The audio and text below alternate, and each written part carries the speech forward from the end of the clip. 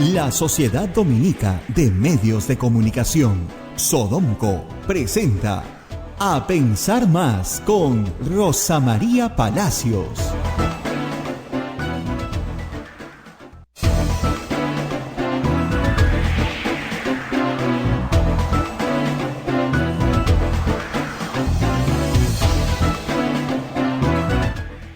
Señoras, señores, muy buenos días. Bienvenidos a Pensar Más con Rosa María Palacios a través de las emisoras de la Sociedad Dominica de Medios de Comunicación, que está integrada por Radio Santa Rosa en Lima, 1500 kilociclos en la amplitud modulada, la AM 105.1 en la frecuencia modulada al sur de nuestra capital.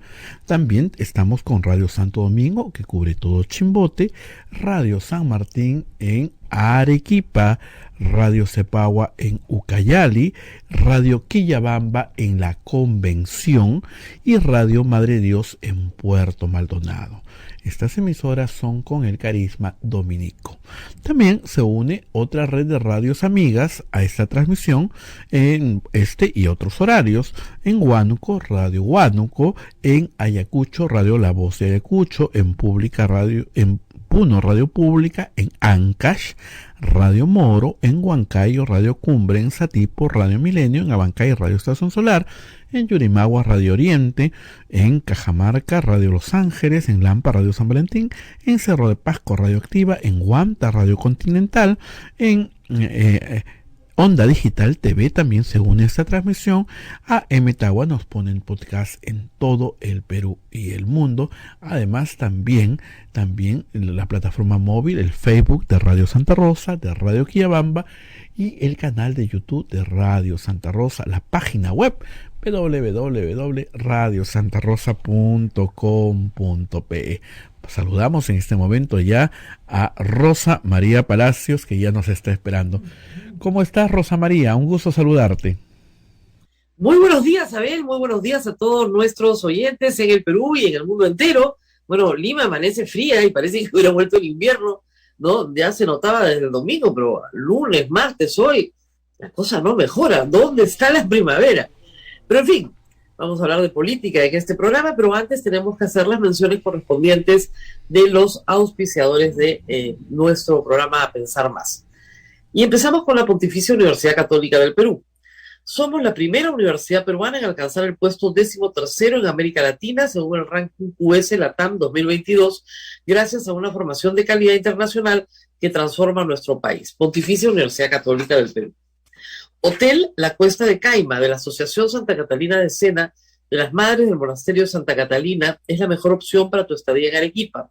Lo recaudado por el hotel sostiene las instituciones de apoyo social de las madres que benefician a niños, niñas, mujeres y adultos mayores en estado de vulnerabilidad. Informes en el Facebook e Instagram del Hotel La Cuesta de Caima, Arequipa. Policlínico Ángeles de la Salud ofrece servicios de calidad en salud a precios al alcance de todos. Servicios de rayos X, mamografías, laboratorio de análisis clínico, ecografía, coloscopía, endoscopía, tópico, farmacia y servicio de ambulancia. Contamos con un staff de médicos de alta calidad y modernas instalaciones con todas las normas de bioseguridad. Las Madres Dominicas del Convento de Santa Catalina contribuyen con sus oraciones por la salud física y espiritual de nuestros pacientes. Calle Antero Peralta, a 10, Urbanización San José, Humacoyo, frente a la Iglesia del Sagrado Corazón de Jesús en Arequipa. Colegio Sagrado Corazón Sofiano, 74 años al servicio de la educación en Arequipa, formando integralmente a la niñez y juventud desde la pedagogía de luz y verdad. El proceso de admisión para el año 2022 está abierto. Colegio Sagrado Corazón Sofiano, formamos en luz y verdad. El colegio privado bilingüe Reina de los Ángeles, situado en La Molina, Lima, tiene como meta la educación en las virtudes cristianas para construir una sociedad más humana, más fraterna y más feliz. El colegio bilingüe La Asunción, perteneciente a la Congregación de las Hermanas Dominicas de la Inmaculada Concepción, ubicado en Trujillo, La Libertad, brinda una educación a jóvenes y niños basada en las virtudes y en la espiritualidad dominica. Colegio Santa Anita brinda educación católica desde el diseño curricular Luz y Verdad. Es una gran opción a los papás que buscan para sus hijos una educación de calidad con valores. Cuenta con docentes en el manejo de los entornos virtuales de aprendizaje para el desarrollo de habilidades de los alumnos que los hagan competitivos en la sociedad. Colegio Santo Tomás de Aquino, de los Padres Dominicos, ofrece excelencia académica y formación cristiana para la vida. Abre el proceso de admisión para el año 2022 para primaria y secundaria. Informes a los teléfonos 987-11-8509 y 426-3390. Colegio Santo Tomás de Aquino, 129 años formando valores cristianos. Y bueno, muy bien, vamos a conversar hoy de varias cosas que han pasado ayer. Nuestra atención está puesta, y la del país, en el ministro del Interior, Luis Barranzuela. Ayer ha renunciado abruptamente y bajo enorme protesta e indignación, como señala su carta, el jefe de Devida, el señor Fidel Pintado. ¿Por qué ha renunciado el señor jefe de Devida, que es una comisión, además, que aglutina a varias entidades del Estado y que tiene que articular el trabajo de todas, entre ellas la Policía Nacional? Porque en la mañana el señor Barranzuela, en una entrevista en la que pretendía explicar todos los cuestionamientos que hizo en su gestión, dijo que había encontrado en Devida corrupción y que había millones de dólares de la colaboración norteamericana que no se gastaban o no se gastaban correctamente, y que incluso se montaban fotografías comprando algunas, frutos del cacao para ponerlos sobre una mesa, tomar una foto y hacer creerle a la gente que sí se estaba trabajando en cultivos alternativos. Después de estas declaraciones, en la tarde se hizo pública la renuncia del jefe de Devida, diciendo que para mejorar su labor, carta dirigida a la señora Mirta Vázquez, para hacer su labor de manera correcta, necesitaba articular, entre otros, con el ministro del Interior, y que todos serían que ir en la misma dirección, y que lo que parecía claramente es que el señor ministro del Interior iba en la dirección contraria. ¿Cuál dirección contraria es esa? Esa es la gran pregunta. Entonces, revisemos, acumulemos. Primero, una foja de servicios lamentable. Días de rigor acumulados. Un oficial de la Policía Nacional que nunca pudo ascender a más de mayor, que fue retirado de la institución por medida disciplinaria en el año 93, que se reincorpora a través de una acción judicial y que finalmente es dado de baja porque no asciende. Una pésima hoja de servicios. Él ayer, en esta entrevista con el señor Lucar, dijo que en realidad era un joven muchacho de 18, 20, 21 años y que él nunca se quedaba callado, ¿no? Y que le ponían sanciones de rigor por no saludar a la esposa del general o a la esposa del coronel. Una puede ser, dos tal vez, pero no la cantidad de días que tiene, ¿no? Y si él mismo reconoce que no sabe quedarse callado en una institución jerárquica, entonces tiene un problema con la autoridad. Y personas que tienen problemas con la autoridad no pueden ser policías. Es decir, se equivocó de vocación. Y admite en la entrevista que él sí pues se equivocó de vocación y decidió estudiar Derecho. Y ahí ha hecho pues, su carrera profesional. Pero el problema es que su clientela, que es libre de tener la clientela que le dé la gana, tiene posiciones de poder hoy que por más que él niegue esas relaciones, existen. Dice, no conozco al señor Cerrón, no tengo amistad. Bermejo sí me ha llamado, en fin, nos hemos reunido porque he sido su abogado. Pero como uno es abogado de cualquiera, no tanto. Porque como hemos visto, el señor participa activamente en el recojo de firmas para la Asamblea Constituyente, o va a calentar la plaza a Pichari un día antes de que llegue el presidente de la República, y en esa reunión con esos campesinos cocareros en la plaza, les dice, tienen que hacer fuerza mañana, ¿no? Va a calentar en la plaza, en realidad, a Bermejo. Bermejo es el que los ha ayudado, y ya saben lo que tienen que decir, no erradicación. Cuando se le pregunta explícitamente por ese video, por lo que está diciendo, hace pocos días, no es un tema de su juventud, el señor ministro dice que bueno, no se puede tomar, como dijo, semánticamente. Quería decir literalmente, dijo literalmente también. Que esa frase pues no se puede interpretar de manera literal. No erradicación. Entonces, ¿cómo no va a ser literal? Pues no deja mucho espacio para la interpretación, ¿no? A esto se acumula un proceso penal por el caso Tumán, donde se le acusa de lavado de activos, entre otras cosas.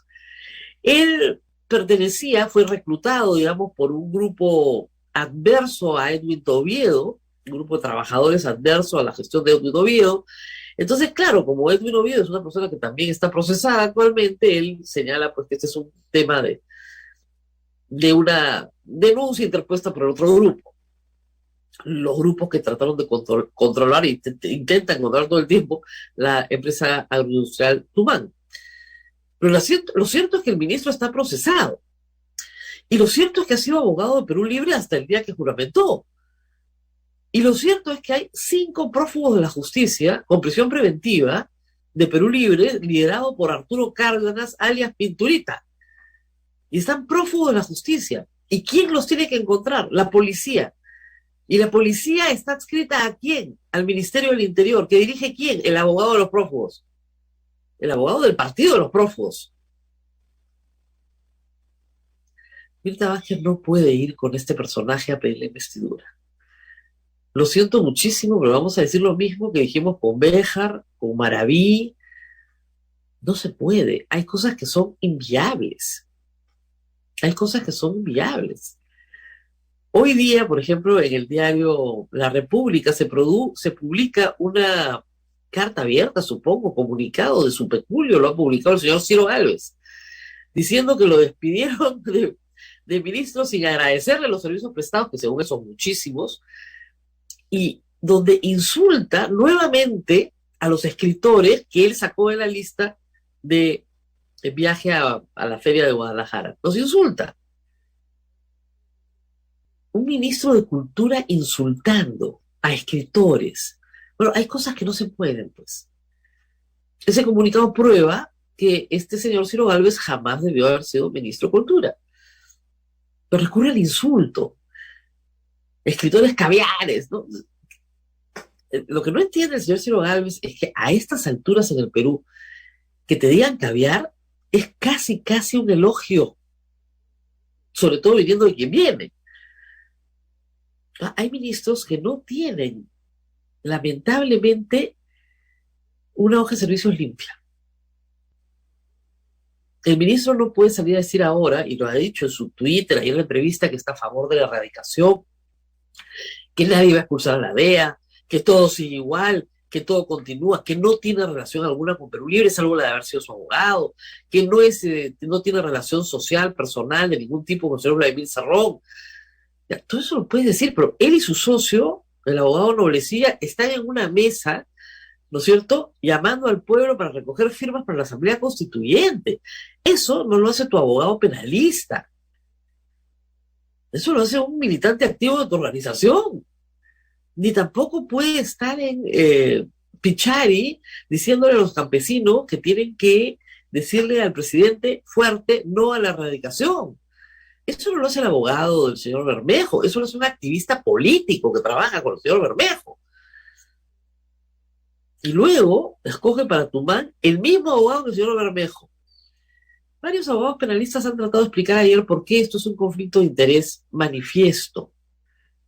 El señor ministro no puede tener el mismo abogado que su ex patrocinado. Así no funciona. Pero qué difícil es hablarle a un ministro de conflicto de interés cuando tiene que, organizar la búsqueda y captura de 5 prófugos de la justicia que tienen prisión preventiva por el caso de los dinámicos del centro, cuando él era el abogado de los dinámicos del centro, es decir, del Partido Perú Libre y de los dinámicos del centro, es el mismo caso. Y él tiene que capturarlos, su policía. ¿Cuál es el mensaje que le estás dando a la policía? Mira, si no haces nada, cumples conmigo. Y mientras él esté sentado como ministro del Interior, no van a capturar a los prófugos de la justicia. A ver qué policía se va a atrever a capturar a un prófugo de la justicia que es amigo del ministro, que ha sido patrocinado del ministro. Está loco, ese policía sabe que su carrera, ¿no es cierto?, pende de un hilo. Mirta Vázquez es una mujer muy recta, muy recta. no puede permitir esto, por más que sea la cuota de poder de Vladimir Cerrón, y por más que el señor Valenzuela niegue que es la cuota de poder del señor Barrón, y el señor Bermejo, ayer, como Ávila Huertas, también ha dicho barbaridades, ¿no? Ha dicho que, ¿cómo era? Ah, que al señor Fidel Pintado de Vida no se le ha renovado el contrato, como si fuera jugador de fútbol. O sea, ¿cómo que no se le ha renovado el contrato? Eso nos decían a nosotros en América Televisión para votarnos, ¿no? Pero en el sector público, claro, hay cargos que tienen fecha de salida, hay cargos que son por 5 años, etcétera, termina tu mandato, pero tienes que entregar el cargo, hay determinados procedimientos, no es cuestión de que te largas, bueno, ya no vengo a trabajar, chao, nos vemos, ya renuncié, así no funciona el sector público. Si no renuncias, ¿ok? Cuando te toca, probablemente te mantengas encargado en el cargo hasta que logren encontrar tu reemplazo, porque el Estado tiene una continuidad. No, ya está, no se le iba a renovar el contrato. No se le iba a renovar el contrato, como si él contratara a alguien, ¿no? De vida depende de PCM, de Presidencia del Consejo de Ministros. Por eso el señor Fidel Pintado le dirige su carta al señor Amirta Vázquez. Y él renuncia. Y él renuncia espantado por lo que ha escuchado. Porque el ministro del Interior lo está acusando sin ninguna prueba, pero sin ni exhibir más que su palabra, de un acto de corrupción que involucran, ha dicho, millones de dólares. Millones de dólares. El tema de la lucha contra el narcotráfico, hay que decirlo, no ha sido una prioridad del Estado en los últimos 4 años. Durante el gobierno de Ollanta Humala sí se redujo significativamente la cantidad de hectáreas sembradas de hoja de coca. Y ustedes pueden entrar a la página web de Vida, que me dio el trabajo de entrar anoche, y ver que hay buena estadística, pero la mayoría de la estadística está hasta el año 2019, 2020 en algunos casos, pero pocos. La página necesita actualización, más trabajo, etcétera. Eso sí es verdad. Y se puede acceder a alguna información, pero a través de formularios. Entonces, no es de fácil utilización para el público. Y sí, eso se puede mejorar. Y hay un incremento, pero no es un incremento como para provocar, la ira del ministro del Interior, que ha entrado, de hecho, qué horror, cómo ha incrementado el hectáreaje de coca. No, había un incremento, sí. No sembramos todavía como Colombia, o sea que tranquilos todos, pero hay bastante trabajo por hacer, ¿no? Y efectivamente, la zona, digamos, donde más coca se siembra en el Perú es en el Valle del Río Apurimaquete, en el Braille, y Mataron, pero básicamente en el Valle del Río Apurimaquete. La mayoría de la coca del Perú viene de ahí. Entonces ahí es donde tienes que focalizar no solamente la interdicción, la represión, sino también tienes que focalizar las actividades de desarrollo que tuvieron mucho éxito en el Guayas y que podrían tener mucho éxito en el Braille. Pero implica programas de desarrollo muy agresivos y no ha sido una prioridad. Ese no es un problema del jefe de Vida, es un problema de todas las instituciones del Estado que tienen que trabajar en la zona. Y tienen que enfrentar conflictos abiertos con delincuentes narcotraficantes que no quieren que las cosas cambien. Y que se infiltran claramente entre los intereses de campesinos que efectivamente son la parte más débil de la relación. El consumidor y el agricultor son normalmente la parte más débil de todo este tráfico, pero frente a los que hay que hacer algo, que va más allá de decir no erradicación. O ustedes tienen que comprar. Ayer Bermejo decía, se producen 12.000 toneladas de hoja de coca y Enaco solo compra 1.200. Claro, porque no se necesita más en el Perú. No es que hay que industrializar las 12.000. ¿Para hacer qué? Productos que nadie quiere comprar. La hoja de coca no tiene camino en la industrialización masiva porque para lo único que realmente sirve y es insustituible es para hacer pasta básica de cocaína. Y ahí está el negocio. No está en el mate de coca, está en la pasta básica de cocaína. El campesino cocalero no siembra para hacer mate de coca, siembra para venderle a un narco o a una red que termina en un narco pasta básica. Dejémonos de hipocresía, siempre ha sido así. Y esa economía subterránea es la que sostiene, ¿no es cierto?, muchas ciudades del Perú. Y si quieres luchar contra eso, la verdadera lucha, y lo hemos discutido muchas veces, es global, no se hace el Perú aisladamente. Porque resulta que Bolivia, Perú y Colombia son tierras benditas, los Andes son benditas para sembrar coca. Es uno de los cultivos más productivos. La productividad per hectárea es buenísima. Pero el problema es que produce una droga que está socialmente penalizada en el mundo entero. Entonces, la solución del señor Bermejo es comprar toda la producción para que la gente siembre más coca. Y se siembre más coca. ¿Y qué hace con la coca? Nada.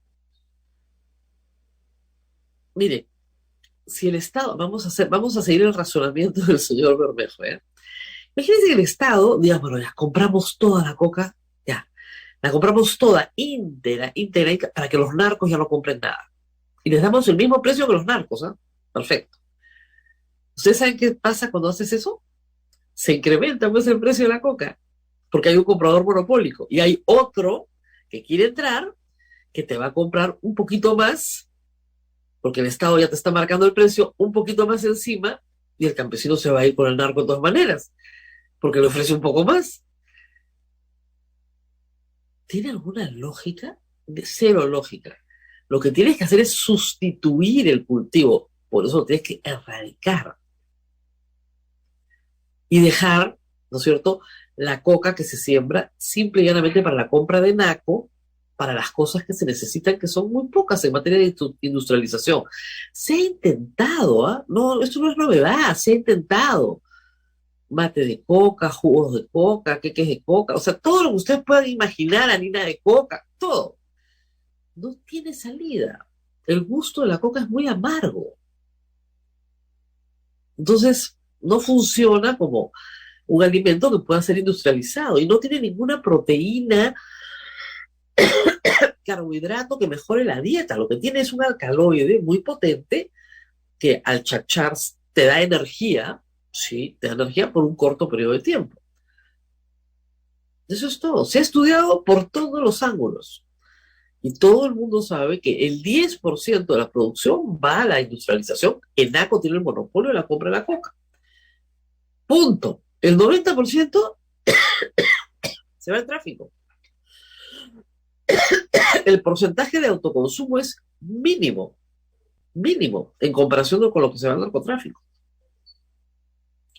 Y el señor ministro, con todo el prontuario que tiene, porque dice que él no tiene prontuario no tiene los de Odebrecht, los fujimoristas, ya, seguramente.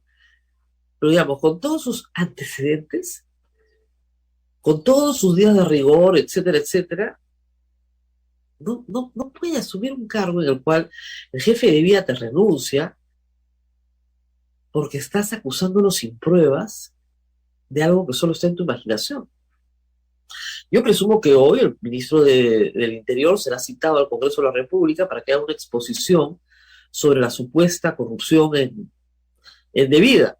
La carta del jefe de Devida dice que en todos los años en que ha estado presente en Devida jamás ha habido un proceso por corrupción. Todas las auditorías de control son impecables y además, justamente porque maneja fondos de cooperación internacional, está doblemente auditado, no solamente por la Contraloría y sus órganos de control interno, sino por los donantes que también auditan el gasto que se hace a Perú. La verdad, tremenda historia, hay que decirlo, pero esperemos que se resuelva en los próximos días, ¿no? Que se resuelva rápido. Y también, por supuesto, el caso del ministro de Educación, que es un ministro que se opone a los exámenes, es un ministro antiexamen, que se opone a la ley de carrera magisterial porque cree que los maestros no deben ser evaluados. Los maestros tienen que ascender por antigüedad. Entonces eres pésimo enseñando, no importa. Si te quedas 25 años, llegas a la cumbre de tu carrera profesional. Entonces se ha visto una cosa igual. Porque acá lo que está en juego no son los derechos laborales de los maestros, lo que está en juego es la calidad de la educación de los niños. Es lo que debería importar primero. dos ministros que tienen que ser cambiados si es que la ministra Mirta Vázquez quiere ir sin problemas al Congreso. El más grave en este momento es el ministro del Interior. Un mayor, ex mayor de la policía, que conjuntamente con el jefe de la DINI, ex mayor de la policía, no ascendieron a más. Hasta que a uno lo hicieron ministro y al otro jefe de la DINI. O sea, ¿qué le pasa al señor Castillo? Es evidente que, bueno, más que mayores, no ha tenido en su vida tiempo de conocer, pero hay gente más calificada, con mejor preparación, que puede asumir la tarea. Carrasco, con todos sus defectos, porque tenía el defecto de no haber renunciado a ser fiscal antes de juramentar, y eso no es poca cosa, es un defecto formal serio, por lo menos estaba tratando de hacer algo bien, ¿no? Algo útil. Pero lo que parece acá es que el ministro está tratando de proteger a sus clientes. Eso es inaceptable, inaceptable. Se lo han dicho al presidente en todos los tonos. Él se demora, tiene un problema de tiempo, ¿no? Toma la decisión cuando ya está completamente desgastado. Entonces, miren, se demoró 60 días en salir de Bellido, cuando desde el primer día le dijeron que Bellido era un desastre. Entonces tuvo que comprobar personalmente que era un desastre para salir de él. Claro, la gracia nos costó $1 disparado, y felizmente ya empezó a bajar. Y ya empezó a bajar porque no había ninguna razón para que estuviera en 4.1. Pero esa razón se llama miedo.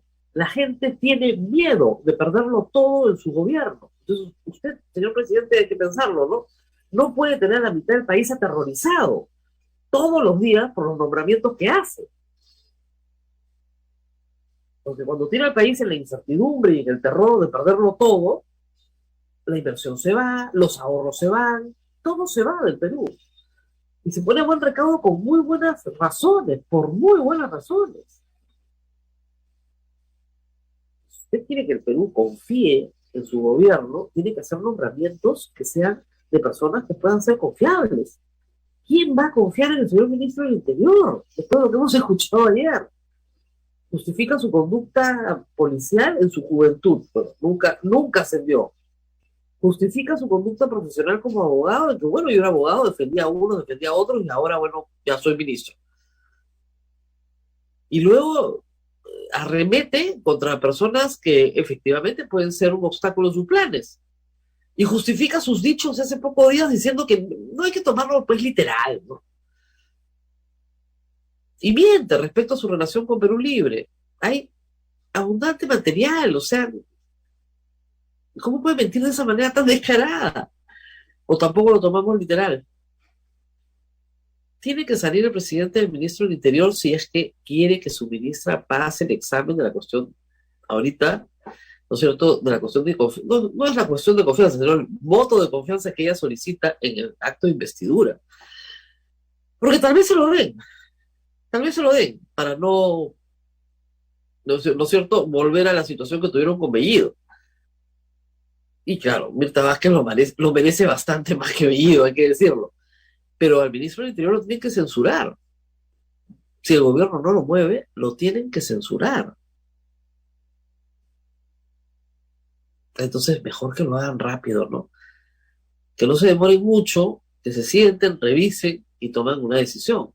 Primero, que la señora Mirta Vázquez no le acepte la renuncia al señor Fidel Pintado si es que no tiene con quién sustituirlo en primer lugar. Y en segundo lugar, que le pida la renuncia al señor ministro del Interior.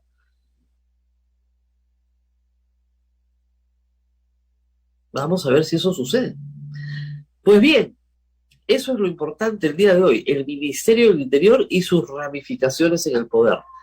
Y, a ver, hoy día también vamos a hablar de otro tema muy importante, que es el financiamiento de los partidos políticos. Y me he premunido de la ley que tengo acá a mi lado, ¿ya?, para conversar con Iván La Negra, que ya debe estar esperándonos. Vamos a repasar la ley de partidos políticos para que la audiencia entienda claramente en qué casos, ¿no es cierto?, el partido político recibe dinero del Estado y por qué. Y en qué casos recibe dinero de privados y bajo qué condiciones. Estas normas han cambiado mucho en los últimos años. Por lo tanto, hay muchos cambios que a veces no son muy conocidos por el público en general. Esto del financiamiento público directo está en la ley hace muchísimos años, pero recién se está haciendo efectivo desde hace pocos años.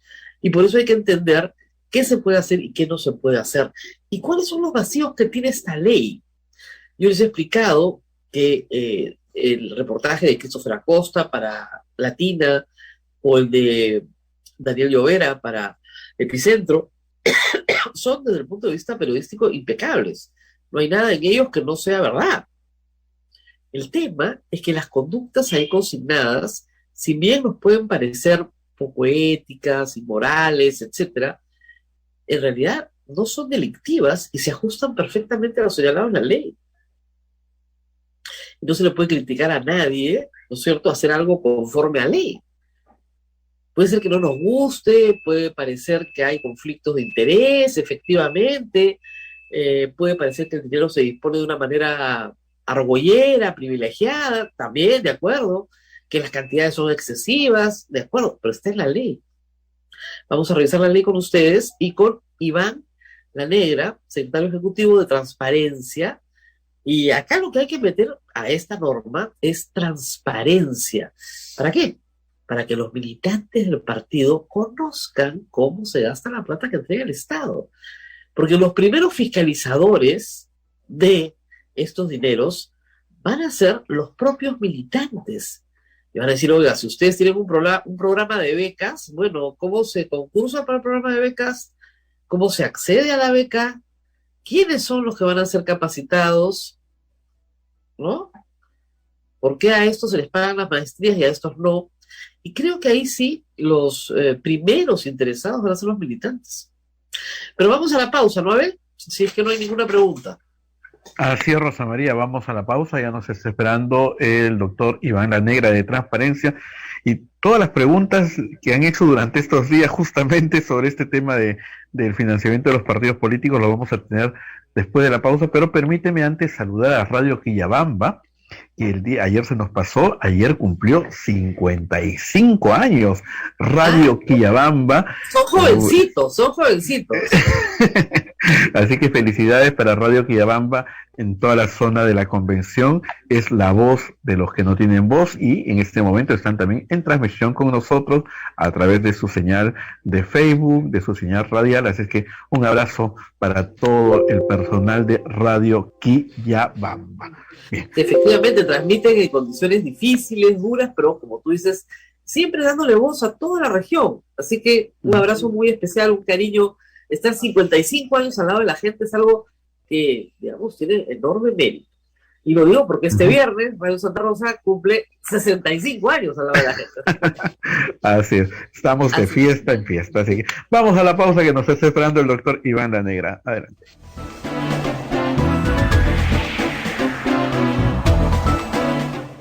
Sodomco, Sociedad Dominica de Medios de Comunicación.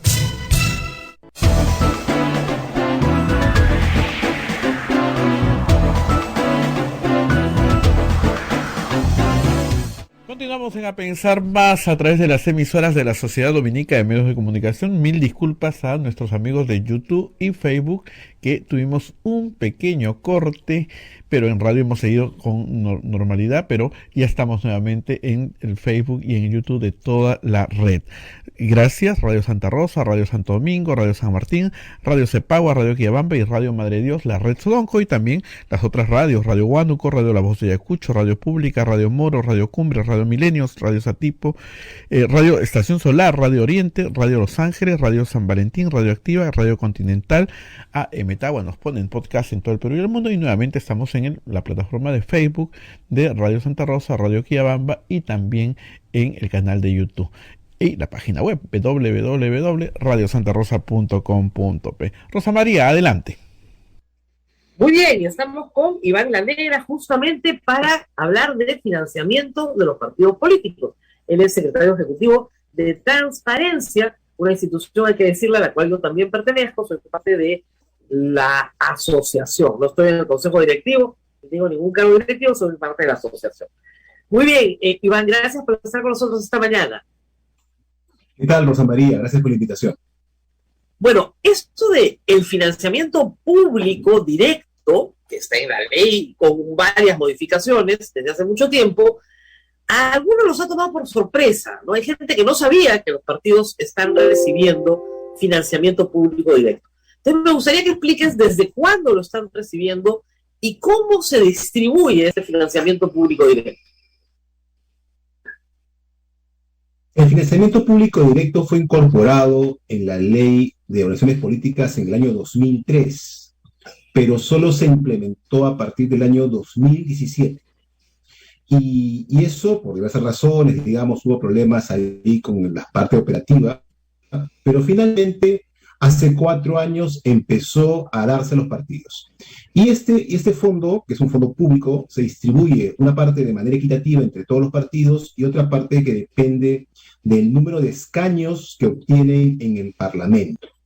Y claro, eso va cambiando dependiendo de la conformación del Congreso, ¿no? Cada elección, pues, varía el número de congresistas, también varía la distribución de ese fondo. Y bueno, desde el 2017 ha empezado a darse ya estos recursos, y el responsable de administrar, de entregar estos recursos y además pedir cuentas por ellos es la OMP, quien además pide a cada uno de estos partidos que reciben los fondos una rendición de cuentas de su uso. Ahora, para ir con calma y para que todos se entiendan, para recibir financiamiento público directo tienes que haber pasado la valla, es decir, tener congresistas en el Congreso. ¿Es así? Así es, tienes que ser, o sea, en realidad son dos requisitos.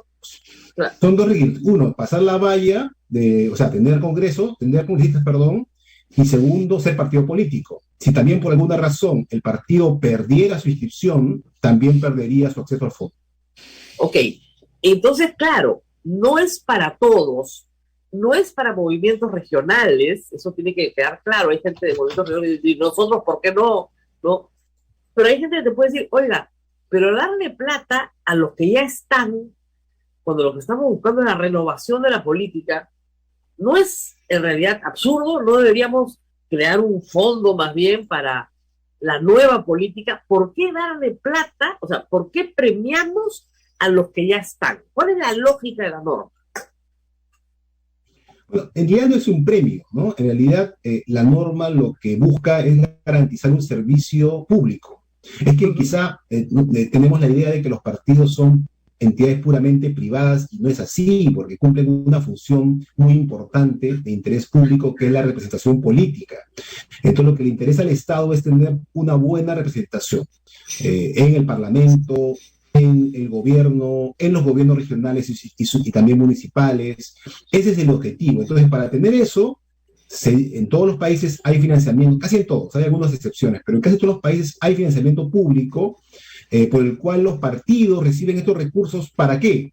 Para generar las capacidades, tanto como organización como a través de sus militantes, para cumplir bien esa función. Ahora, claro, los mecanismos por los cuales se entrega ese dinero, las condiciones varían de país en país. Y de hecho, el Perú recién está entrando, como ves, 4 años recién en la implementación de esta medida. Ahora, vamos también por partes en esto para que se entienda bien.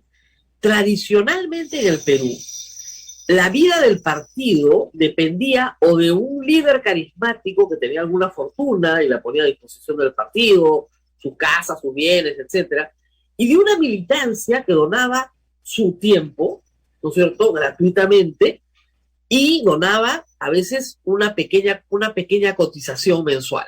Entonces los partidos vivían de eso, de un mecenas, ¿no es cierto?, de la cotización mensual y del trabajo gratuito y voluntario de miles de militantes jóvenes, no tan jóvenes, que donaban su capacidad profesional, o los chicos que salían a hacer pintas en las paredes. Todo eso se hacía gratis, lo que necesitaban era comprar material, básicamente. Ese esquema ya no es posible, ya fracasó, no da más. El primero, el del financiamiento a través de las cuotas, fue un modelo muy popular en la época de los partidos de masas. Exacto. Digamos, para usar, digamos, un término que todo el mundo entienda, es la época en la cual, pues, se expandió la ciudadanía en todos los países y los partidos recibieron literalmente millones de ciudadanos en sus filas. Claro, imagínate un partido con 500,000 de miembros, con cuotas se puede sostener. Claro. Sin embargo, ya hace algún tiempo atrás, eso ha ido cambiando. ¿no? Los partidos se han ido transformando y se han convertido más bien en partidos mucho más electorales, en donde la militancia es mucho más efímera, en donde ya pues ese mecanismo pues, no se logra cumplir. Ahora, eso en los países donde hay partidos sólidos. En países como el nuestro, donde más bien los partidos son muy precarios, eso es prácticamente imposible. Ahora, lo segundo, el tema de grandes financistas, ese no es un modelo que se haya abandonado en algunos lugares. De hecho, de alguna manera en el Perú todavía ese modelo subsiste, es decir, una persona con mucho dinero, con una gran empresa o negocio, pone el dinero para que el partido funcione. Pero claro, claro, el caso de Acuña, el caso de Rafael López Aliaga, ¿no? Yo soy el mecenas del partido. También. Exacto, pero eso tiene un problema, que pone el partido que debe estar dirigido a un interés público al servicio de quien pone el dinero. Ese es el problema, ¿no? Por eso te digo, esos modelos no resisten más tiempo, entonces hay que buscar otro modelo, ¿no es cierto? Y el tercer problema que hay es el financiamiento ilícito, es decir, ya no es el mecenas, ya no es la cotización, es un grupo de intereses, y no estoy pensando solo en la campaña, estoy pensando en la vida del partido, que se infiltran en el partido y meten dinero ilícito dentro de la administración del partido. Entonces, la idea de la ley es evitar esas tres cosas. O sea, no prohíbe la cotización particular, ¿no? Pero sí entiende que no va a haber cotización particular. No, y eso se combina con otras dos medidas que se tomaron en los últimos años, ¿no? Inclusive una de ellas fue objeto de discusión a través de la Constitución, ¿no? Un tema tiene que ver con los límites al financiamiento privado, e inclusive la sanción penal por el financiamiento privado ilícito, es decir, las empresas no pueden dar dinero a un partido, solamente personas naturales. Ese fue uno de los límites que se puso. Y la otra cuestión es el financiamiento público indirecto, que es que el Estado paga el costo de la propaganda en radio y TV durante una campaña electoral. Entonces, exactamente. Esos tres mecanismos combinados son los que son, digamos, la reforma y financiamiento. Claro. La atención pública está hoy en el tema del financiamiento público directo. ¿Por qué? Porque se ha transparentado el gasto y, bueno, hay muchas sorpresas. Pero en términos generales, yo por lo menos de lo visto hasta ahora y expuesto, habiendo leído los artículos de la ley, no hay nada ilegal. En nada de lo que se ha presentado al público hay nada ilegal. No digo ni siquiera delictivo, sí. Ilícito. Sí. No hay nada ilícito. Es así, ¿verdad?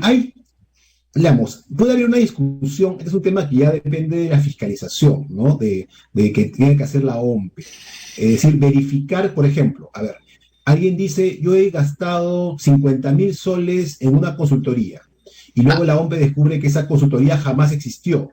Ahí sí hay un problema. Exacto. Por ejemplo. Eso ya es o compramos una casa y no hemos comprado la casa, ¿no? O sea. Y no lo compraron, por ejemplo. Y no lo compraron. Exacto. Claro. Entonces, ahí va. Otro supuesto. Hay un caso que ha encontrado la OMPE de un diario que se ha financiado con fondos de este fondo directo.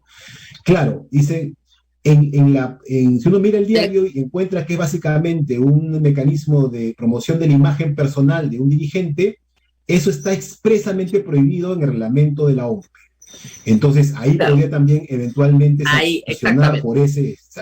Pero efectivamente los rubros son muy amplios y no tienen casi precisiones. Entonces, es muy difícil, salvo esos casos que voy señalando, encontrar algún tipo de situación que sea sancionada. Ahora, de todas maneras, esto sirve para que yo creo que se den dos mecanismos. Uno, la de la fiscalización del militante.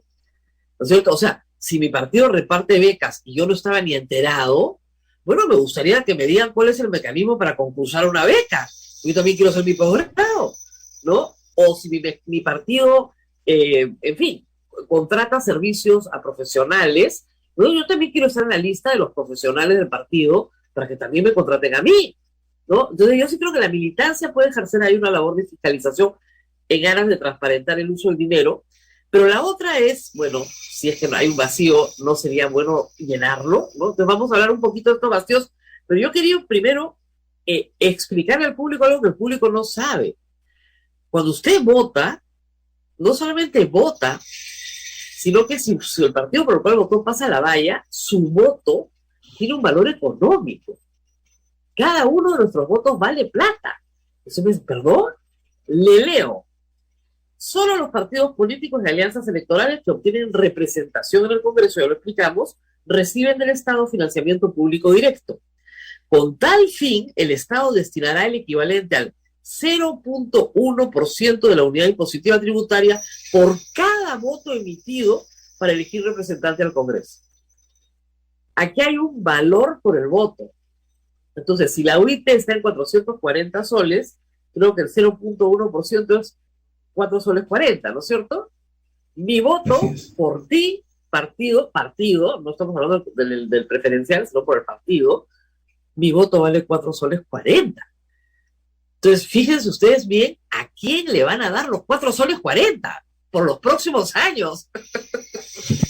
Esto se hace, hay que decir, es una bolsa que se reparte en 5 partes por los 5 años de duración del Congreso. Eso es lo que se hace. Pero esto es una cosa que mucha gente no sabe. Tus 4 soles 40, ve a quién se los da. No los estés regalando así nomás. Y bueno, esto es lo que es. Ahora, acá está lo que dice el mismo artículo 29, es cómo se reparte la plata. Acá está la madre del cordero, acá el doctor Iván Granera nos va a ayudar. Dice lo siguiente: dichos fondos se otorgan con cargo al presupuesto general de la República, son recibidos por los partidos políticos para ser utilizados durante el quinquenio posterior a la mencionada elección, conforme a las siguientes reglas. Agárrense acá. A. Hasta el 50% del financiamiento público directo recibido para ser utilizados en gastos de funcionamiento ordinario, así como la adquisición de inmuebles, mobiliario y otros bienes necesarios para atender actividades circunstanciales al objeto de la organización política, así como la contratación de personas y servicios diversos. Y B, lo voy a leer todo para después comentarlo, no menos del 50% del financiamiento público directo recibido para ser utilizado en actividades de, acá viene lo clave, ¿ya? Formación, capacitación, investigación y difusión de estas, bajo criterios de igualdad, paridad, no discriminación entre hombres y mujeres. Estas actividades pueden ser orientadas a los propósitos electorales convocados e involucrar realización de encuestas, desarrollo de sistemas informáticos o herramientas digitales y procesamiento masivo de datos. Entonces, los fujimoristas dicen, pero pues si está diciendo la ley que compremos un inmueble, hemos comprado pues un inmueble, que hagamos capacitación con plataformas digitales, la escuelita naranja. Entonces, ¿qué nos critican? Que hagamos actividades de capacitación y formación. Ya, pues, hacemos becas. Becas para la señora Beteta, que es mujer, para el señor Galarreta, que es hombre, con criterio de paridad. ¿Cuál es la crítica? Y la pregunta es esa. Si están cumpliendo exactamente lo que dice la ley, ¿cuál es la crítica? A ver, creo que primero hay que señalar que esas modificaciones sobre comprar inmuebles, sobre el tema de financiar encuestas, el tema de inclusive usar esos recursos en campaña para generar estudios al respecto, lo hizo el Congreso último, ¿no? Perdón, el anterior, el que se cerró hace algunos meses. El disuelto. No, fue el posterior. El posterior también hizo cambios, claro. porque hizo cambios, ¿sabes por qué? Y esa fue la excusa que requerían este tipo de cosas por el tema de la pandemia. Claro. Y que había que generar una capacidad para trabajar a distancia y todo eso, entonces se colocaron esos elementos adicionales. Ahora, bueno, es la ley. Exactamente. Ahora, eso, digamos, yo creo que tiene cierta racionalidad. Yo creo que para empezar, la norma en sí mismo, uno puede decir, claro que sí. Un partido, si queremos un partido bueno, tiene que hacer investigación, tiene que hacer, pues, trabajo serio, ¿no? En las políticas que va a proponer. Y desde luego tampoco parece razonable que tenga bienes o inmuebles, por ejemplo, para poder funcionar y que eso sea algo que pueda ser financiado. Creo que en ese sentido no hay problema. Y efectivamente, cuando uno compara los rubros formalmente declarados versus esos que dice la ley, tampoco parece haber un problema, ¿no? Entonces, ¿dónde surge, digamos, la discusión, ¿no? Ya no es un tema vinculado con si está o no en el rubro, sino otra cuestión que es sobre si los servicios o bienes son de la calidad necesaria para cumplir los fines partidarios. Pero el problema es que es ya otra discusión y la ley no ha establecido ningún criterio en la materia. Ese es el problema. Entonces yo puedo pensar, a Fernando Ropigliosi, que lo apreciamos mucho en este programa, bueno, 180,000 soles es un poquito caro, ¿no? Sobre todo si eres simpatizante de la organización, le puedes hacer un descuento, ¿no? Yo no voy a discutir sus honorarios porque yo no lo he contratado, pero, digamos, parece un poco caro. Pero claro, yo puedo discutir si es caro o no es caro, si era ético que él no revelara que era Fuerza Popular a su cliente, más que un militante es un proveedor de servicios, y que al ser proveedor de servicios de un partido político debió comunicarlo a sus otros empleadores, en los medios de comunicación en los que ha trabajado.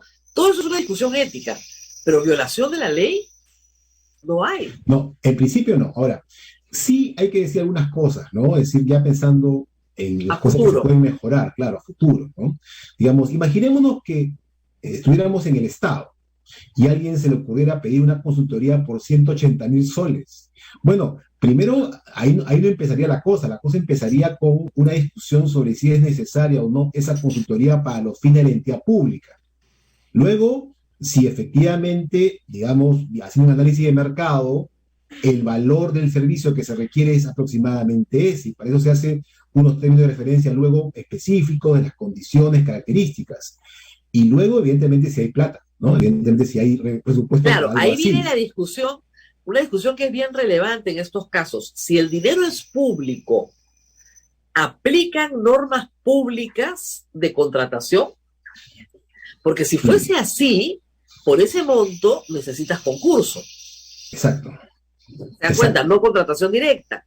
Entonces yo sí creo que, tal como está señalado, no aplican normas de contabilidad pública, pero sí, digamos, principios generales de derecho. Y sí creo que eso es algo que se tiene que discutir, no sé si en el reglamento o en una modificación a la ley, que es, este dinero es público, señores. Entonces nosotros queremos que haya transparencia, que no se favorezca a la cúpula partidaria. No es un dinero para la cúpula partidaria, es un dinero para que el partido viva. Entonces, perfecto. Bueno, ¿cuáles son sus mecanismos de transparencia y sus mecanismos de concurso? O sea, no hay nada malo en que el partido tenga un programa de becas para hacer maestrías. Qué bueno sería que todos los partidos tuvieran a toda su dirigencia muy educada, con maestrías y doctorados, pero tienes que hacer un concurso público, entre tu militancia, por lo menos. Sí, y además porque no hay una contradicción, si uno mira en la manera en que se han manejado estos recursos y mucho del discurso que se usa contra el Estado en una serie de temas. Por ejemplo, la crítica a los programas públicos que otorgan becas a los jóvenes. Claro. Que, digamos, que tienen reglas muy estrictas, pero inclusive con esas reglas las críticas nunca han cesado, ¿no? Diciendo que están favoreciendo al amigo del amigo del amigo, que fue porque tenía... O sea, si hacemos esas críticas respecto a programas públicos, porque son dineros del Estado, dinero de todos, lo mismo debemos hacer respecto de los partidos cuando usan recursos públicos. Claro, entonces lo que acá falta son normas reglamentarias. Ahora, la OMPE tiene autonomía suficiente para reglamentar más de lo que ya ha reglamentado. Tiene un reglamento sobre esto, pero sí. Podría decir, miren, los programas de formación tienen que ser abiertos a toda la militancia y la militancia tiene que ser convocada de manera abierta.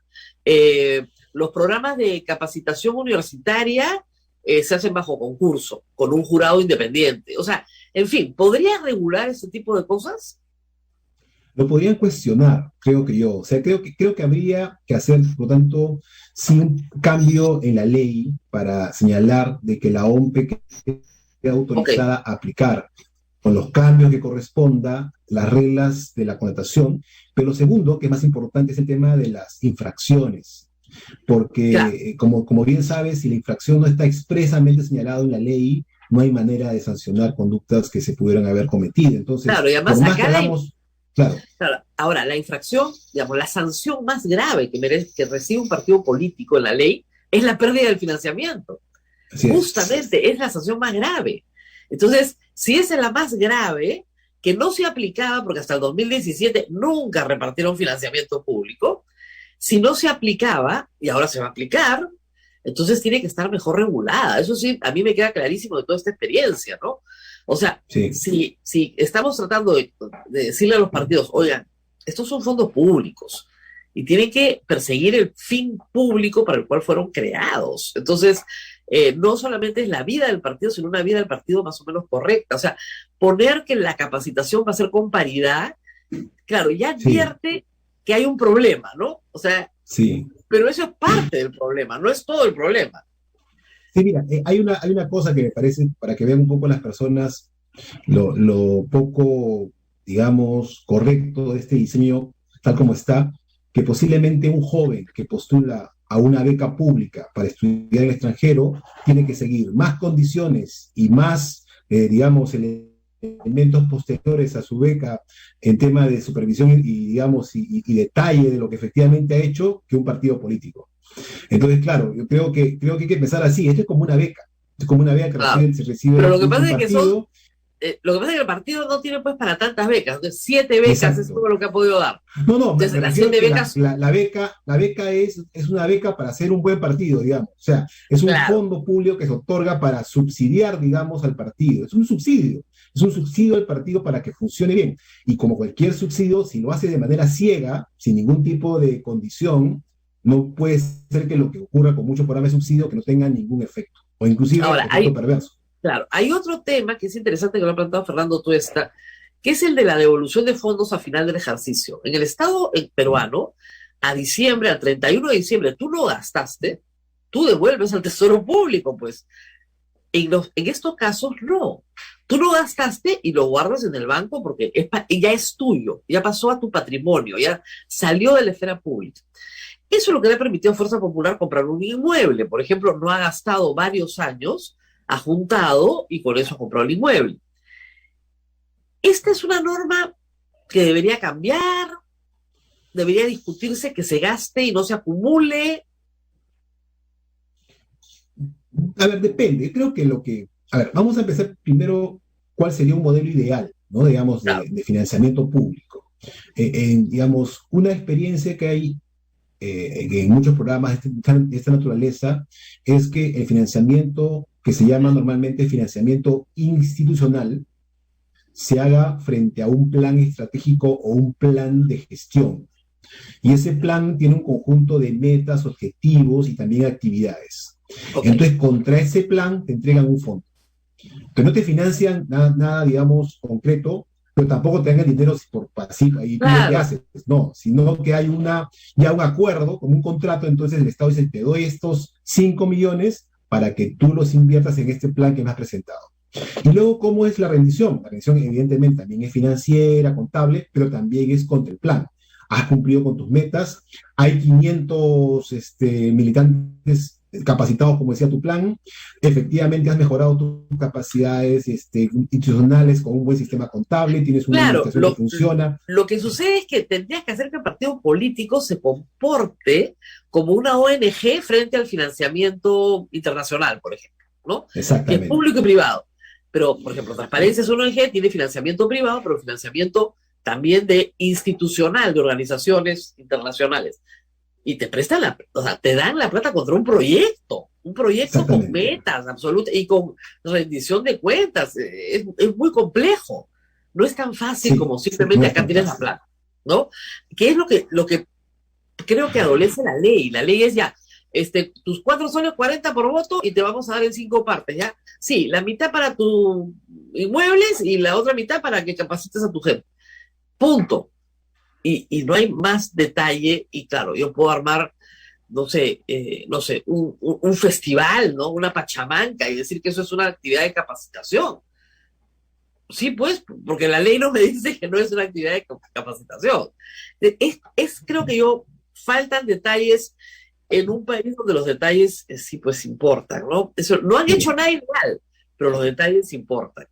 Ahora, en el caso de el periódico de Marco Arana, ahí sí yo creo que hay una falta, porque en efecto, como sí hay una prohibición específica, ¿no? O sea, las actividades de... Hay una línea muy difícil de separar entre las actividades de capacitación y las actividades de adoctrinamiento, ¿ok? Entonces, ese periódico, el partido puede decir, perdón, es para nuestra militancia. Es un mecanismo de entrenamiento para nuestra militancia. Es como lo que pasa con los videos que se han encontrado en la plataforma de la Escuela Naranja, ¿no? Hay un video dedicado a la inocencia de Alberto Fujimori y otro dedicado a la inocencia de Keiko Fujimori. Te puedes decir, perdón, son nuestros fundadores y nosotros creemos que nuestra militancia tiene que tener línea en esto y la línea es esta. Entonces, ¿cómo separar adoctrinamiento, ¿no es cierto?, de capacitación? Es muy difícil, la línea es muy, muy tenue, ¿no? Y en verdad, por ejemplo, a ver, imaginemos, ¿no? Un partido dice, voy a capacitar en los fundamentos liberales de mi partido. Eso, desde luego, me parece que es capacitación. O sea, digamos, es claramente formación ideológica, pero que también es una capacidad que requiere el partido. Pero claro, cuando te hacen esa capacitación, te dicen quiénes son los padres de esto, ¿no? Y te hacen una lista y también ponen a sus fundadores y quizá también a un dirigente del partido que es un gran pensador liberal. Claro. Eso, ya, entonces es muy difícil establecer... O sea, ¿cómo decimos, por ejemplo, a Vladimir Cerrón, que él no es pues la quinta espada del pensamiento marxista-leninista? Entonces, él cree que... ¿no? Entonces, pero si él lo cree, entonces claro, eso es adoctrinamiento, pero y eso no dice la norma dice es para adoctrinar a nuestros partidarios, no, dice capacitación, formación, pero es una línea muy, muy, muy tenue, muy complicada de definir, ¿no? Sí, así es. Ahora, sin embargo, sí es posible, inclusive en esos casos, establecer algunas condiciones respecto de ese tipo de servicios, es decir, por ejemplo, si tú estableces con detalle cuáles son el tipo de capacidades que pueden crearse a través de este fondo, ya vas acotando, ¿no? Pero, por ejemplo, ¿qué capacidades deberían ser parte de esto? Capacidades para hacer políticas públicas, capacidades para gestionar políticamente el partido, por ejemplo, marketing político, por ejemplo, capacidades vinculadas con la gestión de elementos organizativos internos del partido, ¿no? Pues hay elementos que pueden acotarse. Pero si es abierto, dicen capacitación, formación, pues efectivamente es muy difícil establecer. Esto es muy complicado como pasa todavía con las municipalidades, ¿no? Digamos, las municipalidades promovían la obra, pero promovían al alcalde. O sea, el boletín de la municipalidad traía por lo menos 2 páginas repletas de fotos del alcalde o 2 fotos del alcalde por página, ¿no? Como tú quieras, pero era así. Y los alcaldes que trataron de no hacer eso, la gente decía que no estaban haciendo nada. Entonces el mismo alcalde, ¿cómo no pongo mi imagen? Porque si no pongo mi imagen van a decir que no estoy haciendo nada. Claro, es un incentivo perverso, ¿no? Porque además, digamos, es una manera de evasión, además de esta prohibición de poner el nombre del alcalde en las obras y todo esto que se hizo. Pero es cierto, o sea, mira, también hay que ser muy honesto, ¿no? O sea, inclusive si hacemos todos los cambios y reformas, siempre van a haber intentos por, digamos, irse por aprovechar algún vacío en la norma, ¿no? O sea, también hay un tema de responsabilidad de los partidos, también, desde luego, ¿no? No, y además hay también contrataciones. Por ejemplo, en la primera parte, en el 50% de contratación de bienes y servicios para el mantenimiento local, mobiliario, ya, contratamos a la secretaria, ¿ya? Pero la secretaria es la sobrina, pues, del fundador, ya. Y el gafitero es el primo, y el electricista es el hermano, ya pues, pero prestan los servicios, pues, no puedes entrar a tanta profundidad por más pesetero que suene el asunto. Ese es el problema. Sí. Y en lo otro, en capacitaciones y todo esto, tienen que ser pues abiertas, ¿no? Miren, la Escuela Naranja no solamente te ofrece una formación, te ofrece que si eres un buen alumno, vas a ser candidato. Es una oferta bien potente, ¿no? O sea, soy un alumno, puedo ser candidato a una alcaldía. Ingreso directo. Claro. Ingreso directo al poder. Te están ofreciendo una cosa bien potente, no es poquita cosa. Y claro, oye, pero ¿qué pasa con la democracia interna y todo eso, no? Incluso hasta los mensajes están mal, porque las normas en el Perú establecen que tiene que haber democracia interna. Tú no le puedes ofrecer a una persona que estás capacitando que va a ser alcalde porque pasa bien, porque tiene buenas notas o pasa bien su capacitación, ¿no? Entonces, sí hay hasta, como se dice, publicidad engañosa. Pero lo cierto es que Fuerza Popular, por ejemplo, con 73 congresistas, y no importa si renuncian, ojo, si renuncian en el camino, ya que importa, la plata de ellos se queda en el partido. Esos 4,40 soles de cada voto se queda en el partido. Entonces, obtuvo una cantidad de dinero espectacular en relación a cualquier otro partido. Y eso es algo que también hay que tener un poco en cuenta, porque sí hay un porcentaje que se divide por el número de votos, pero aún así, incluso es más, genera a veces estos tremendos desbalances incluso. Entonces tú tienes un partido que tiene, por ejemplo, para publicidad del Estado en esta última vez, que eso es financiamiento público directo, a todos los partidos se les dio 1.590.000 soles, a todos.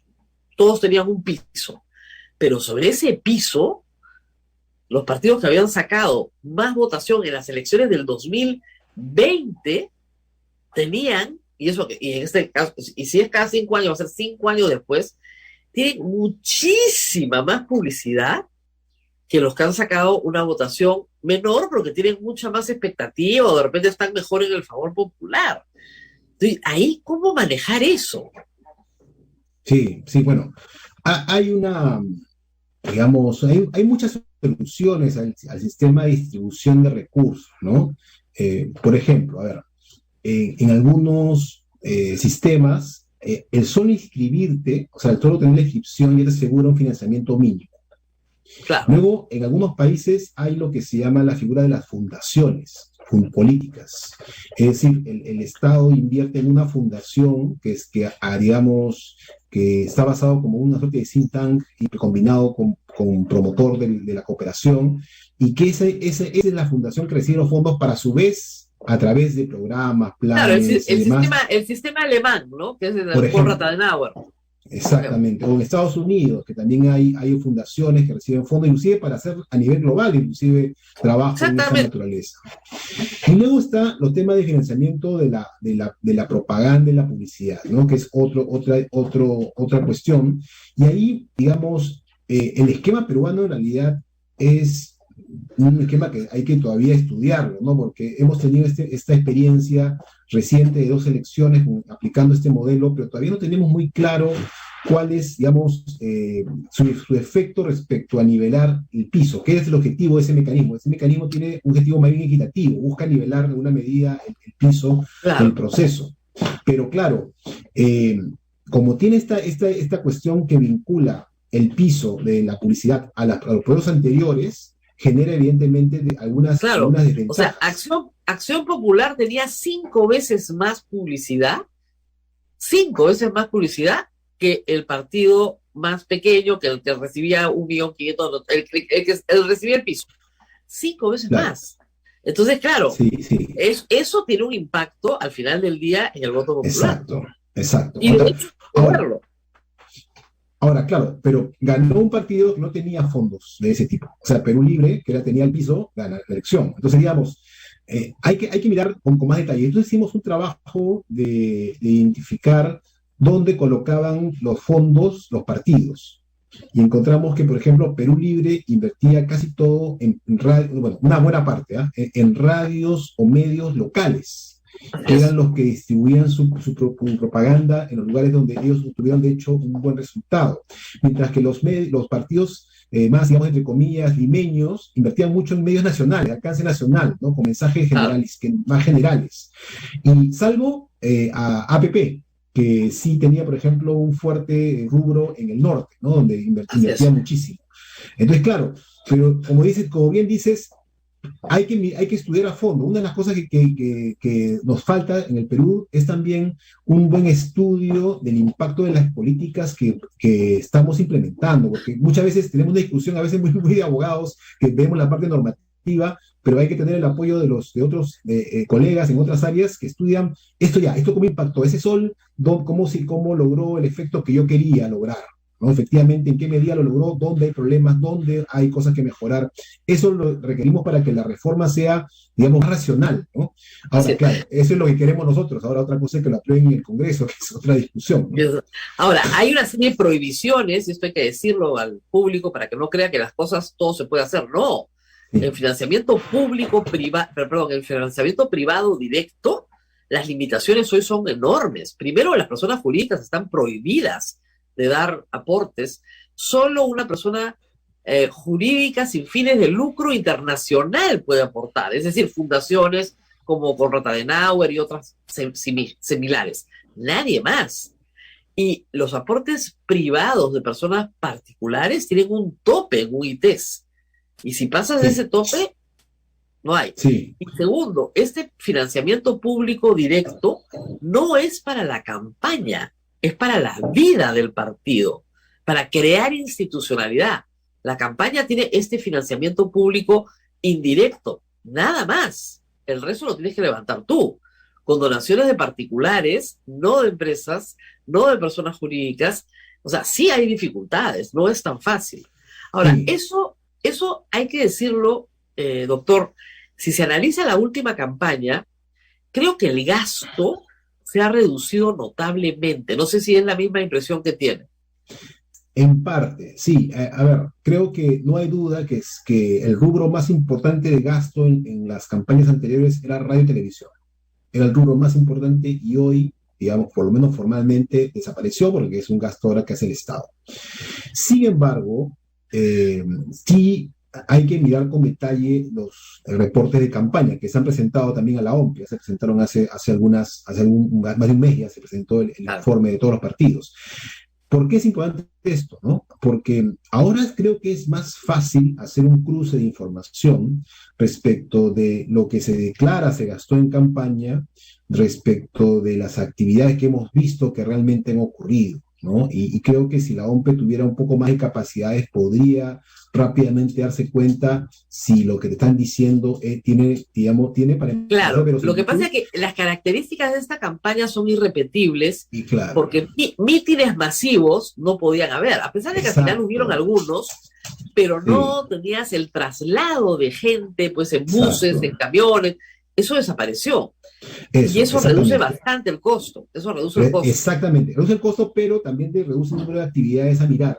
Es decir, si efectivamente la OMP pudo, digamos, siempre decía, son demasiadas actividades, es imposible seguir todo. Bueno, estás haciendo una campaña casi de laboratorio donde has podido seguir porque ha habido menos acción, menos actividades de campo, ¿no? Entonces, Claro. es posible mirar. Ahora, sí es cierto, y acá viene otro tema que todavía no hemos logrado cerrar, está el tema del financiamiento ilícito, que Claro. es el que se recibe por Todo detrás. esto es para evitar el financiamiento ilícito. Sí, que es el tema que además tiene dos fuentes diferentes, ¿no? El financiamiento ilícito, porque la fuente es ilícita, y el financiamiento ilícito, porque viene de actividades delictivas. Claro, el Que delictivo son los- delictivo. Claro. Delictivo, claro. Hay uno que es segundo, ocultamiento y el otro es claro, delictivo que exactamente. proviene. Claro. Claro, ambos son ilegales, pero uno es, digamos, la influencia Uno está en el Código del Penal. narcotráfico, de la tal ilegal, del contrabando, ¿no? Metiendo plata en la política, ya sabes que no precisamente para ningún fin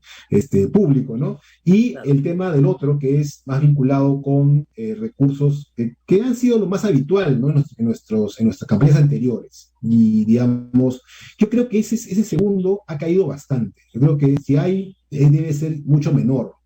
Por lo que hemos vivido en la experiencia previa, porque ahora es un delito, y creo que además porque, como bien dices, ha habido una reducción de los gastos en rubros que antes eran la típica fuente, ¿no? Es privada la que cubría pues esos gastos.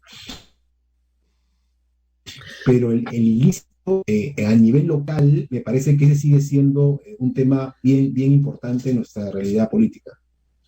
Muy bien, ha sido muy interesante conversar con el doctor Iván Negra de todos los temas que hay que todavía revisar en la ley, reformar el reglamento, sobre todo sobre la base de la experiencia que estamos viviendo.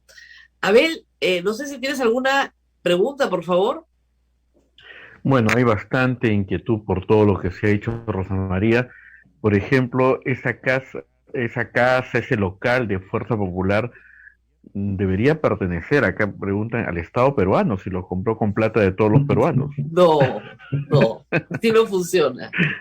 No, Claro, la personería jurídica es la de Fuerza Popular. Ahora, sí sí, plantean varias cosas, Iván, que no están resueltas. Suponte que el partido Fuerza Popular pierde su inscripción y finalmente se disuelve, pongamos. ah, ¿Qué sucede con ya, los bienes de una asociación cuando se disuelve? Y ese tiene es que un pasar a asunto bien otra. complicado. Claro, Tiene que pasar a otra. O sea, digamos, en el estatuto pueden ellos considerar a qué otra asociación le transfieren. Podrían transferir a otro partido político, por ejemplo. Sí. claro, Y de hecho, los partidos tienen como una de sus fuentes de financiamiento donaciones o legados, ¿no? Entonces podrían recibir esto como una donación. claro, efectivamente, una donación o legado de otra, pero esto tiene que estar en la ley bien claro.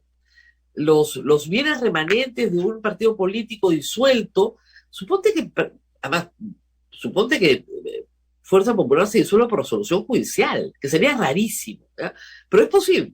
Entonces, ¿qué pasa con sus bienes?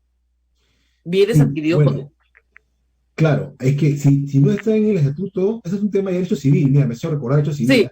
Sí, ¿Eh? Digamos, si no está previsto en el estatuto, si dice que el juez tiene que establecer a quién le transfiere en virtud de otra. Normalmente, claro, normalmente es a la Exacto, exacto, beneficencia, ¿ya? Normalmente claro. es a la beneficencia, pero digamos, se tiene que establecer qué pasa con el futuro, porque, o sea, si hay algo que es muy frágil en el tiempo, son los partidos políticos. O sea, Sí. algunos sobreviven, sí, claro, algunos, pero no me alcanzan ni los dedos de la mano para Ahora, contar aquellos que cumplen más de 50 años. ahora sí hay que distinguir dos cosas que no se vayan a confundir algunas personas. Una cosa es, a ver, un partido es en principio una asociación. Entonces, puedes perder la inscripción como partido, pero seguir siendo una asociación. Ah, Ojo, sí, entonces, claro, mientras que lo seas, todavía mantienes todo tu patrimonio. claro. A lo que ¿Ok? yo me refiero es a la disolución. Exactamente. O sea, la persona jurídica desaparece. La persona jurídica desaparece, efectivamente ahí, pues, lo que es, como digo, la ley. Por ahora solamente tenemos lo que dicen las normas generales sobre asociaciones, no tenemos, digamos, ninguna norma especial sobre partidos, ¿no? Así es. O sea, hay que recurrir al Código Civil, pero Sí, en realidad el inmueble es de Fuerza Popular, no Así es del es. Estado. Está dentro de la propiedad de la Asociación Jurídica Fuerza Popular, partido político. Es correcto, así es, el, efectivamente. ¿Ya? O sea, que no se hagan ilusiones, chicos. el dinero que se junta o que le dé el Estado a los partidos políticos puede ser usado en sueldos. Sí, Sí, la mitad, hasta la la mitad. mitad. Claro, o sea, la mitad del gasto ordinario incluye el pago de sueldos. Porque fíjense, un partido para que funcione tiene que tener, pues, o sea, un local, ¿no es cierto? Y el local necesita un guachimaco. Ahí empezaste. Seguridad, limpieza, secretaría, contador, abogado, qué sé yo, gafitero, electricista, todo lo que una casa necesita para su mantenimiento. Y eso Sí, implica sueldos. O sea, de todas sí, maneras, pues, no, es una agencia de empleos. Bueno, ese es el problema, pues. Ahora, hay partidos que pueden tener una planilla pues, de 20 administrativos que necesitan, porque la contabilidad necesita administración. Y no son militantes. Antiguamente se hacía con trabajo voluntario de los militantes. sí, Hoy es es bien cierto. difícil. Hoy es bien Es difícil. cierto. Ahora, no es fácil sostener una planilla, o sea, digamos, porque es un compromiso a largo plazo. Veremos que, a ver, Sunafil, de repente hace una visita a los partidos a ver cómo están con sus planillas. Ah, no, Sunafil tiene que ir, porque no, también hay que decirlo, también hay trabajo voluntario. Se Así es. combinan ambos. Pueden pagar sueldos y pueden tener trabajo voluntario, las dos cosas. De eso viven las Y asociaciones, parte es voluntariado, parte es planilla, porque la planilla va para el personal permanente, ¿no? en cuanto a los remanentes que queda anualmente del dinero, ¿por qué no retorna al Estado si todo en el Estado funciona así? Es la pregunta que se están haciendo.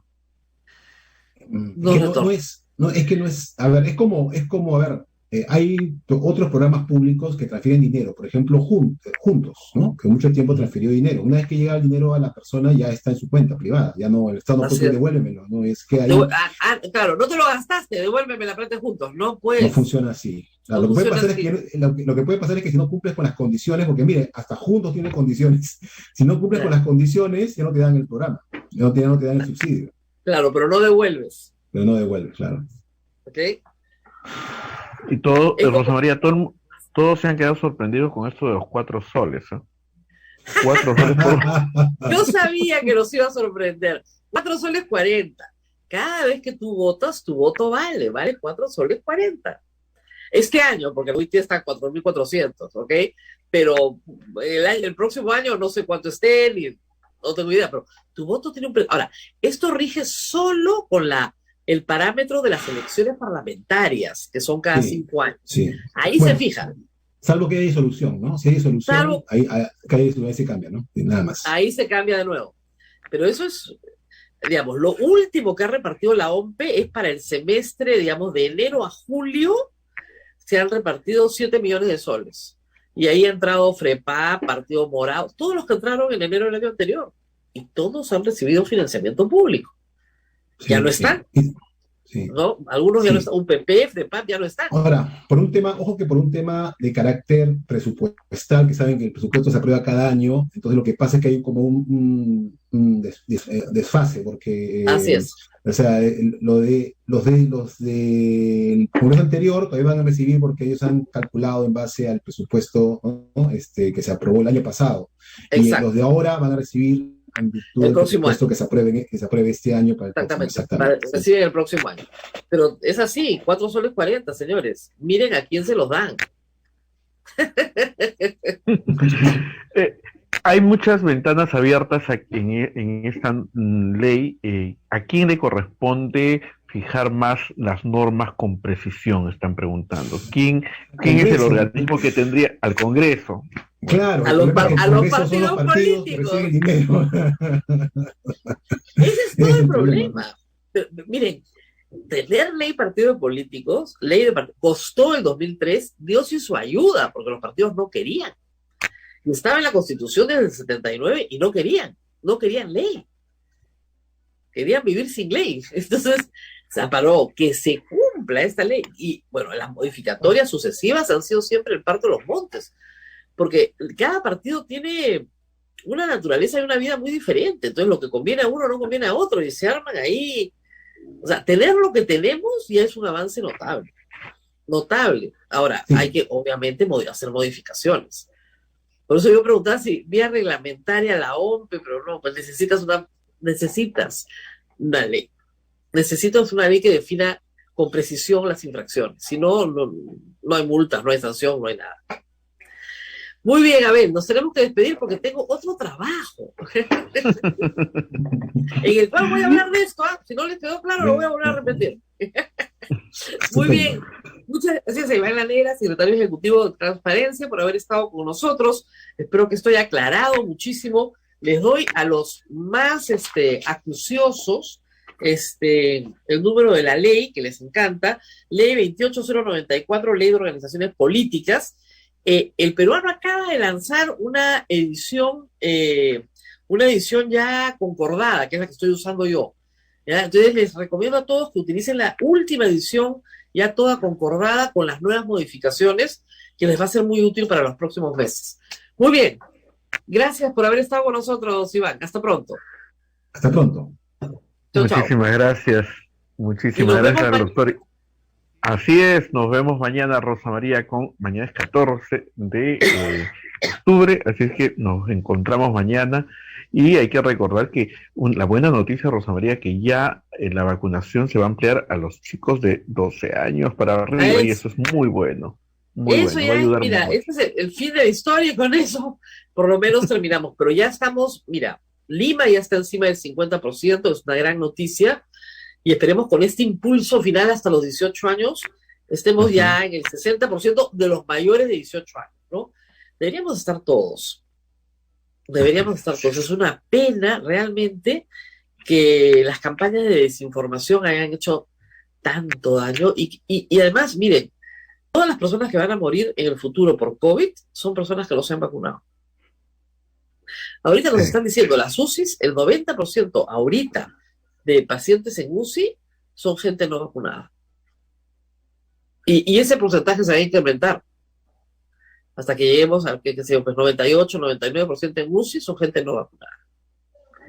Es una pena morir por no querer ponerte una vacuna. Es terrible, terrible, terrible. Pero miren, ya se los hemos explicado tantas veces. Ya vamos a hacer. Muy bien, Abel. Cuídate mucho, Rosa María. Nos vemos, nos reencontramos mañana. Chau, chau. Hasta aquí, A Pensar Más con Rosa María Palacios. Este programa fue producido por la Sociedad Dominica de Medios de Comunicación, Sodomco.